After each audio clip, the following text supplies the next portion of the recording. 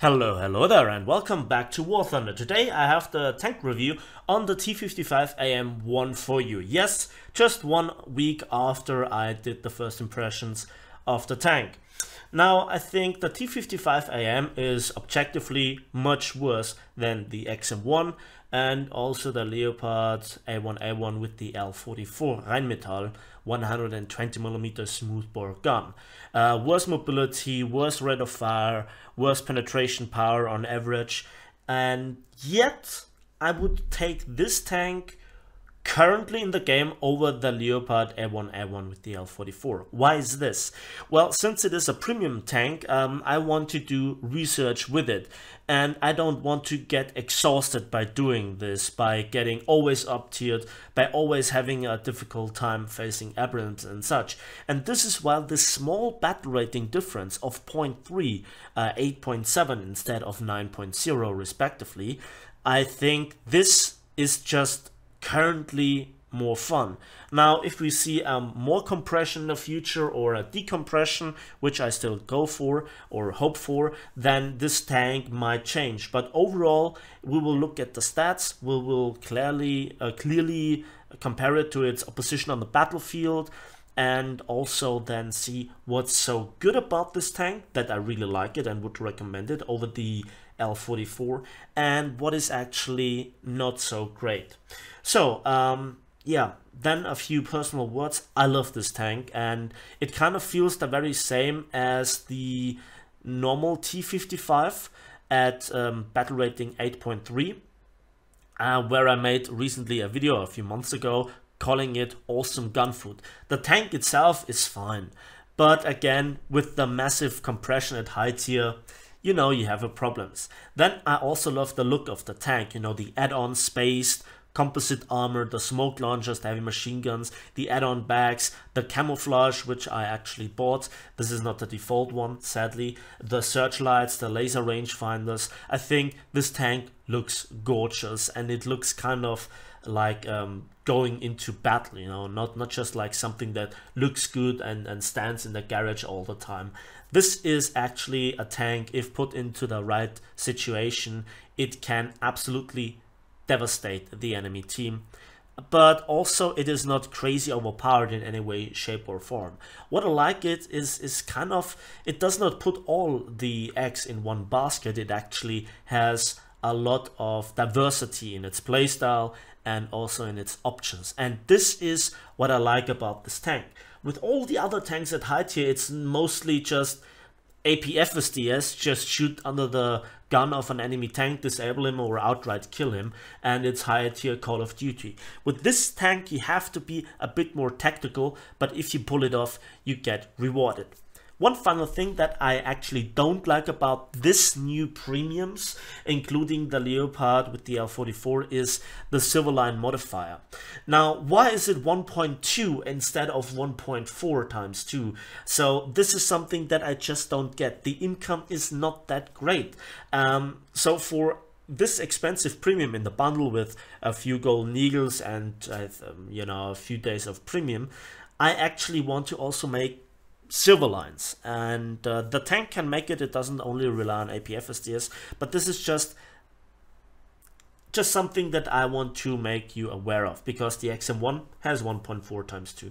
So without further ado, let's go right into it, and yeah, let's begin as usual with the armor.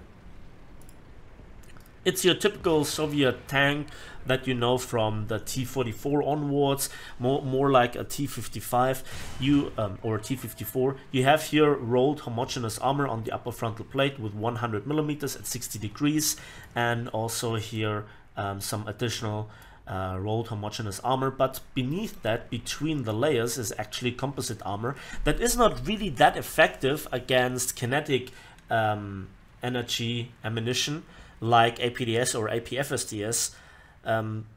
Even the L7 with any kind of stock APDS, be it the 260 or 303mm penetrating APDS, will go through there anyway, much like through the lower glacis, but it might just be able to protect you from sort of heat shells around 380 to 430 millimeters can get absorbed if you are slightly angled, but this will expose obviously your side armor.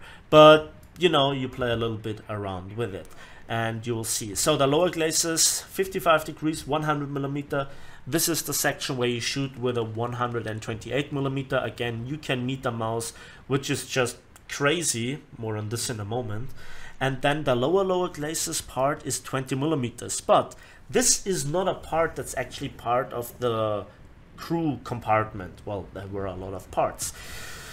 So, and as we can see, this is spaced add-on armor, because it's actually this part here that is 20 millimeters. So then we go to the side armor, and it is here that we have a lot of you know, side skirts and rubber fabric screens, and the actual side armor is 80 millimeters thick, up until the point that it's difficult to make visually here, but here you just have 20 millimeters behind the road wheels on this high where the rubber side skirts end.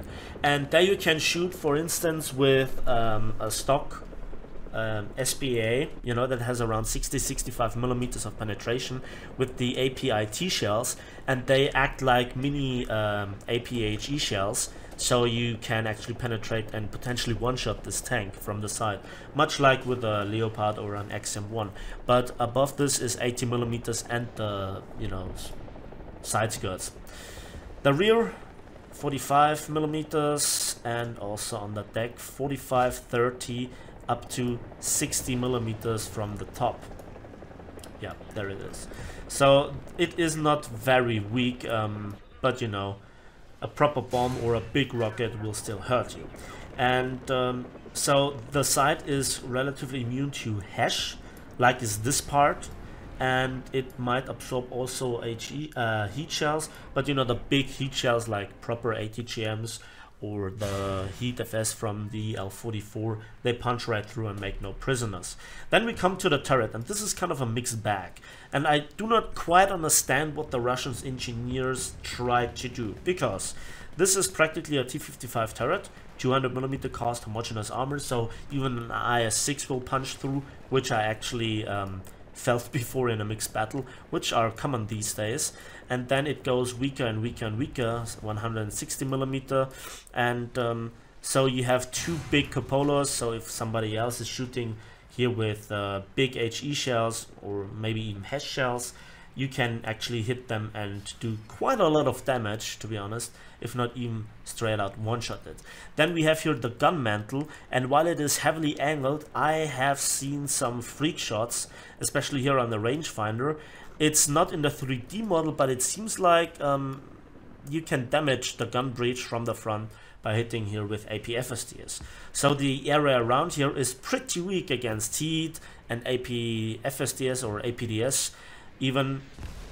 But then you see this kind of add-on armored bulks, and there are 65 millimeters of armor, but yeah, they are actually not that helpful because it's just an additional metal thing here, and the composite armor is within this box. So if we go to the X-ray, we can see it, and so sometimes you have to angle your turret like a mouse, but don't rely on it. Despite it being strong, you have your problems against AP-FSDS.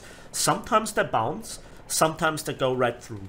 The same AP-FSDS. So even with here the protection analysis, it's right at the edge, let's put it that way. Same with here. So then let's talk about the interior. We have here a fuel tank, and behind this is a lot of ammunition. And the ammunition is literally everywhere. In the front of the vehicle, on the side, in the back, in front of the engine, and in the back of the turret. So from your 42 rounds, I would recommend to take out half, if not just above half of your ammunition. So if you take out 22 rounds, the ones in the back of the turret, those here and those on the side are gone, and the only thing that is left is this one here. And yeah, that probably might help you survive 1 or 2 shots. We have 4 crew members. We have 4 crew members in total, of which 3 are in the turret behind this not very small gun breech, and so you can survive one, but with your normal typical MBTs. 3 of them are on the right hand side, so an APFSDS straight through the hull here, just under the turret, and you will kill 3 of the 4 crew members. And then transmission and engine in the front. So the tank has some limited survivability if you take a lot of the ammunition out, but a normal decently aimed shot will one-shot this tank. But you know, it's not that you die to every shot that gets fired at you. You die not to every SPA that's just coming around the corner and wildly shooting you. So this is something that I like about the tank, that it has some armor, but obviously the normal shells, even the stock shells of many tanks, the majority of tanks, will kill you. So there is this. Now let's continue with some other things like statistics. And we begin here with the mobility, and oh boy, this does not look good. It doesn't have the weakest engine. It actually is better than the predecessor, the T-55A, but effectively it is with 5.5 tons more, quite average with the weight, and not has this typical Soviet lightness, let's put it that way, and that gives him the second lowest horsepower to ton ratio in this comparison after the Chieftain Mark V, which has other traits going for it. So effectively you have 10% horsepower to ton ratio than the T-55A with only 14.5. And if we look then at the average, which is around about 20, there you find the Leopard A1A1 with the L44, the AMX-30B2 Brenners, the Type 74. By the way, thank you to the guys that pointed out the mistakes in the last tank review in terms of new stats. And yeah, back to the topic. So you have a third less horsepower to ton ratio than the average, and the XM1 basically doubles the horsepower to ton ratio, and this is reflected in the top speed. However, the ground resistances really are beneficial for the tank, so you might on normal terrain, for example fields of Poland, you actually reach 40 kilometers an hour, no problem, and the top speed is easily reachable going slightly either on a road or downhill. But it really shows when you go up hills, then you massively notice the lack of pure engine power. Then also we have the lowest reverse speed with just -7 kilometers an hour. That I think is a drawback, especially in the maneuver fight. So you can already see you cannot compete in a shoot and scoot and poking the ridgeline like some other tanks. Again, the only Western tank that is going into your direction is the Chieftain, but even then is massively faster backwards in comparison.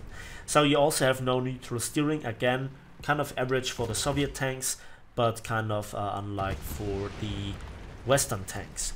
Now let's talk about the business end of the tank. Let's talk about the firepower. And the firepower is kind of a mixed bag, and as you can see in typical Russian fashion, this tank is covered in red. It has the smallest gun, it has not the biggest amount of ammunition, it has kind of the second longest reload, just the T-62-AM-1 has a lower reload.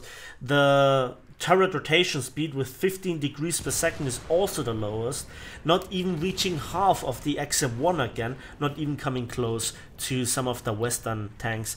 Here the AMX-30B2 has double the turret rotation speed. The stabilizer also stops working at a certain speed, but overall it's better of course than having none. And then also the gun handling, the rest of the stats like gun depression, -5 degrees, the worst, 16 degrees of gun elevation, actually second worst after the Type 74 and the XM1 that just have 15 degrees of gun elevation. But we might, when we talk about the ammunition, overcome this with a little neat trick. Then the elevation speed is also just 4.5 degrees per second. So if you look then again at the XM1, you can see the massive difference here again. So I think you see why the tank has a lower battle rating than the Leopard A1A1 L44 or the XM1.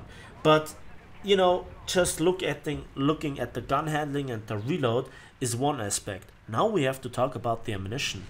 So in terms of ammunition, the tank has a surprising kind of arsenal and is very diverse. You have 7 different shell types, or ammunition types rather, And the first one is the OF412 HE shell.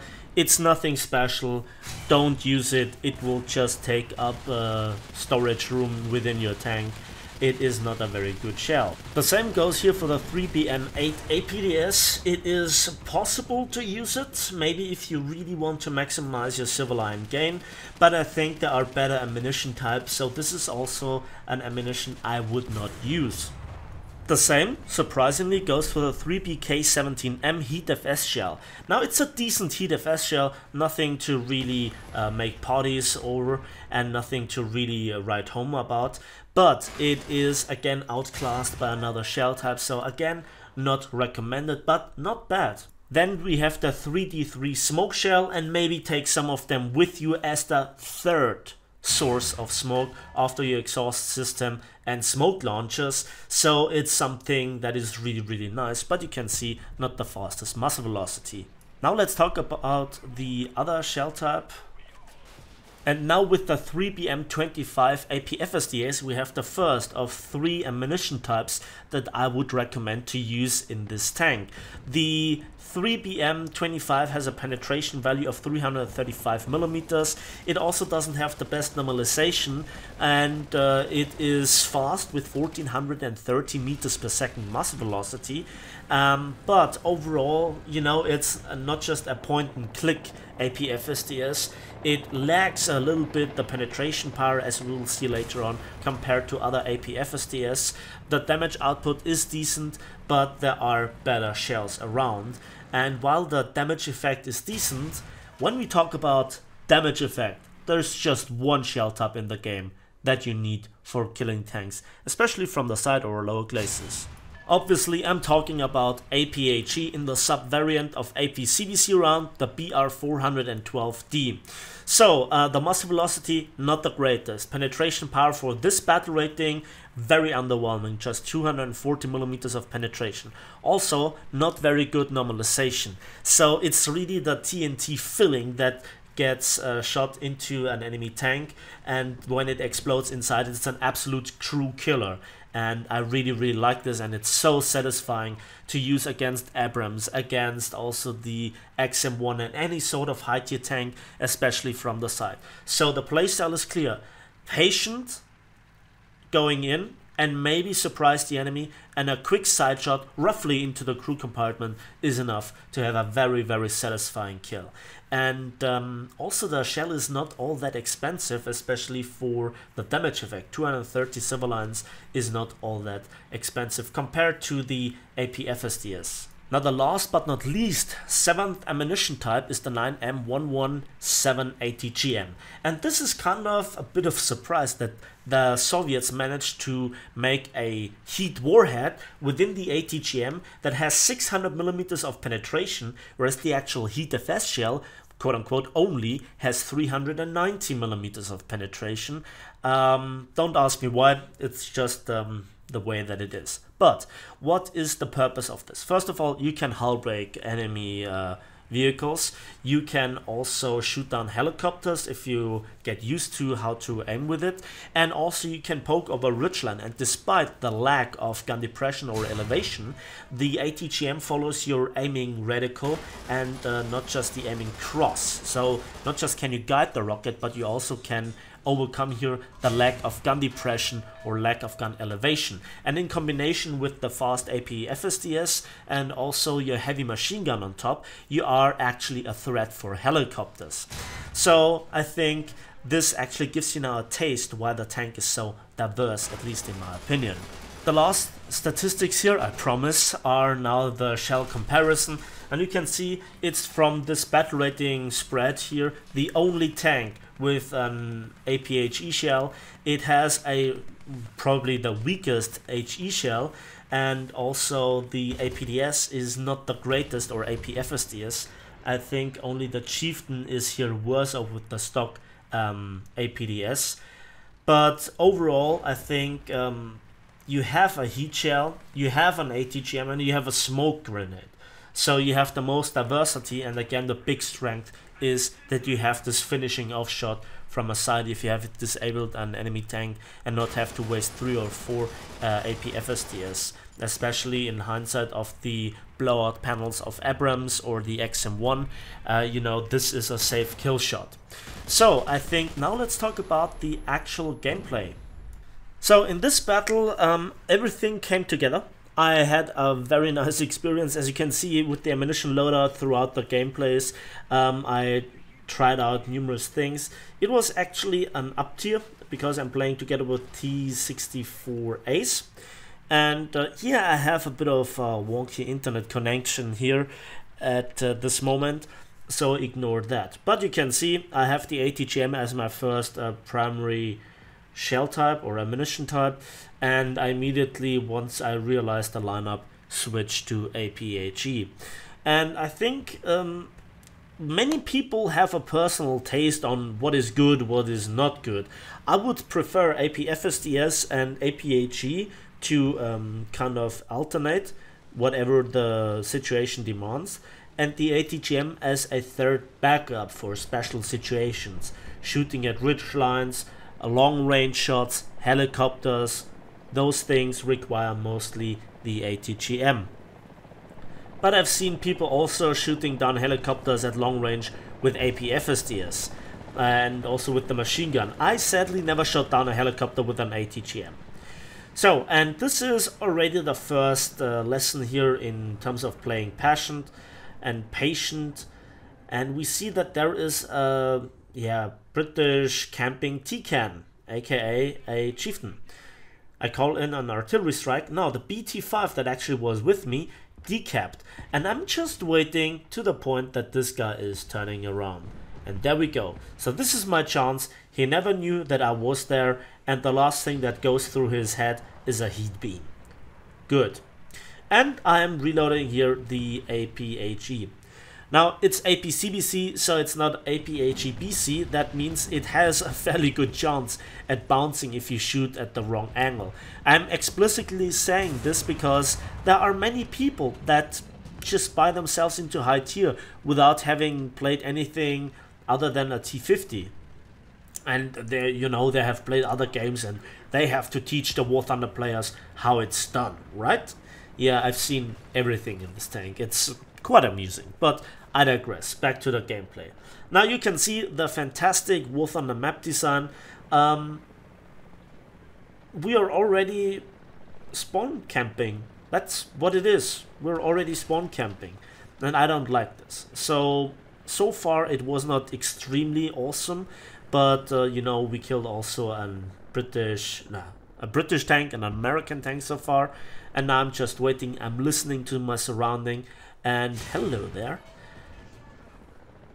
Situational awareness is unbeatable, and maybe I could have killed him here with AP FSDS, but maybe there's a bit of a lag spike, maybe there's a little bit of a bad ping, anything like this, and you just don't hit quite the ammunition, the one propellant charge or the one warhead, and you just missed that shot with AP FSDS.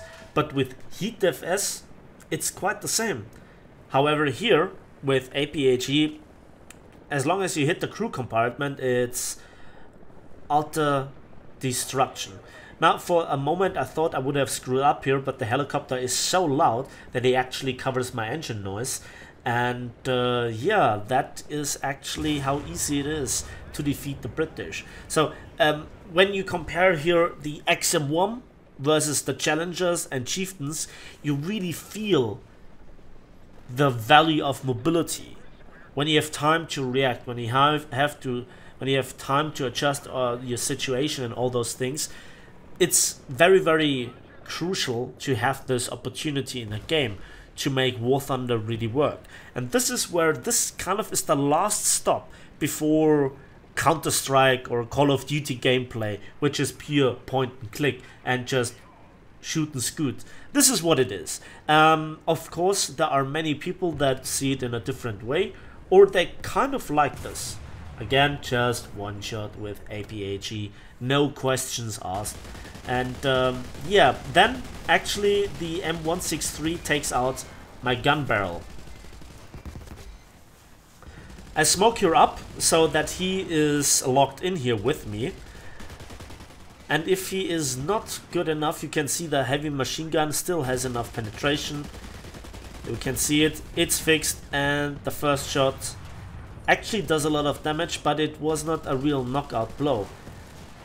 And now I should actually reload here the ATGM to help break him, but a second APHE shot does the job as well. That's already my 6th kill. Good job right there. So I think smoke is here heavily underestimated, and you have actually 8 smoke shells. Sometimes you launch both charges at once without any idea why is that the case, and sometimes you have actually 2 charges, but you can see you have 3 charges of the smoke exhaust system, and then at best 2 charges with the smoke launchers. And if you want to have a lot of diversity, you also can use the third kind of smoke source, which are your smoke shells, to smoke up campers, to confuse people, or to just give cover to your allies. Smoke shells are in theory very diverse, but very often you just don't have the time to switch ammunition to make the tactical play. But when you're in a down tier, you know, where you really have this cutoff between stabilized matter and non-stabilized matter, you kind of get the trick.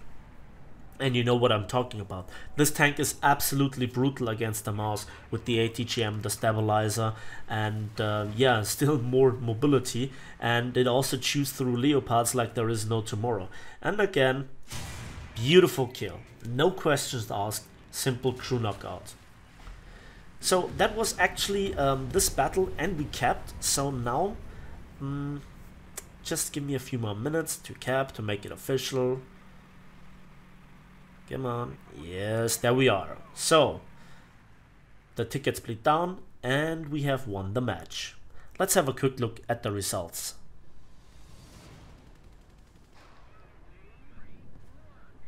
Indeed. So, for our 7 kills and 1 zone captured, we actually got 58,000 silver lines and 7,000 research points with no boosters being applied. And if you look at the results, you know, it would have been just 50,000 without the survivor medal that brings in additional 7,500. So the silver line gain is not really that amazing, and if you kill just the lower tier vehicles with a single APHE shot, also the RP are not there. You need to cap multiple capture points, but again the silver line modifier is 1.2 times 2, not 1.4, as it should be high tier standard. That was my tank review on the T-55-AM. It is a nice tank, it is the cyborg tank. I personally absolutely love the look of it. I love that it is different from the high tier Call of Duty style. This is my personal opinion, but in fact it doesn't get up tiered as often as, for example, the Leopard A1 that gets directly thrown as gun food into 10.0 battles with, you know, the Abrams and the insane price version. And so I think you just can grind more relaxing.